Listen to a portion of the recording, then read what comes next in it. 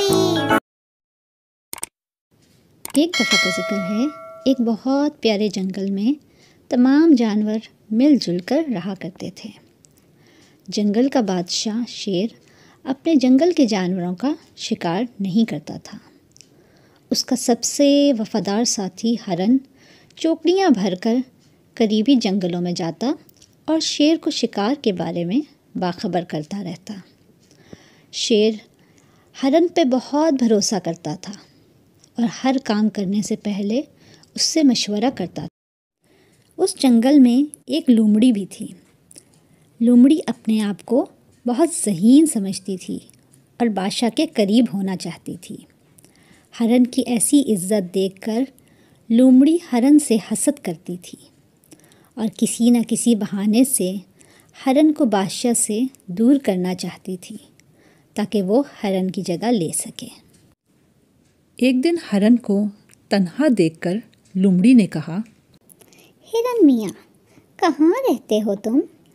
कभी हमारे पास नहीं आते, ना ही कभी हाल चाल पूछते हो। हरन ने कहा, मैं शेर के साथ होता हूँ, दौड़ दौड़ कर दूसरे जंगलों में जाता हूँ, शेर को शिकार की खबरें ला कर देता हूँ, इसीलिए मेरे पास वक्त नहीं होता। लोमड़ी ने चालाकी से कहा, हाय, इस नन्ही सी जान पर इतना जुल्म! शेर को तुम्हारी हालत पर ज़रा रहम नहीं आता। इस तरह दौड़ दौड़ कर तो तुम वक्त से पहले ही बूढ़े हो जाओगे। फिर एक ऐसा वक्त आएगा कि दौड़ना तो दूर की बात, चल भी ना सकोगे। फिर यही बादशाह तुमसे नज़रें फेर लेगा। हो सकता है कि जब तुम किसी काम के ना रहो तो वो तुम्हें खा कर अपनी भूख ही मिटा डाले।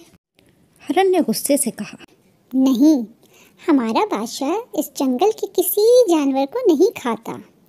वो ऐसा हरगिज़ नहीं करेगा। लोमड़ी ने आंखें मटका कर कहा, आजमा कर देख लो।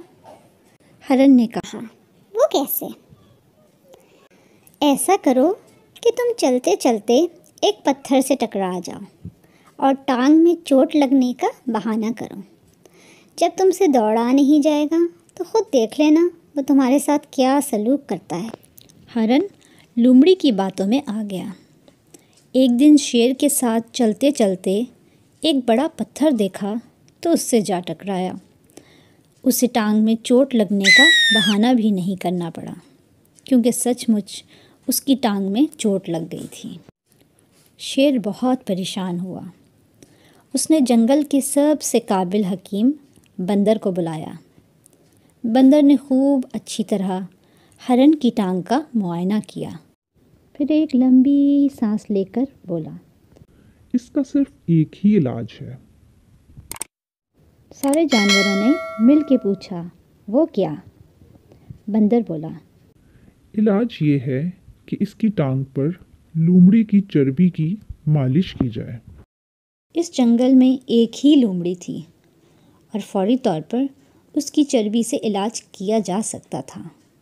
लोमड़ी ये बात सुनकर थर थर कांपने लगी और दिल ही दिल में सोचने लगी कि ये क्या हो गया, अब तो मेरी शामत आ गई।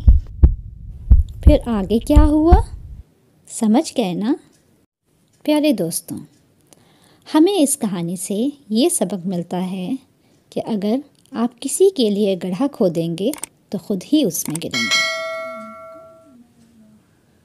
प्यारे दोस्तों, अगर आपको हमारी वीडियो अच्छी लगी इसे लाइक करें, शेयर करें और मज़ीद नई ऑडियो कहानियाँ सुनने के लिए हमारे चैनल को सब्सक्राइब करना ना भूलें।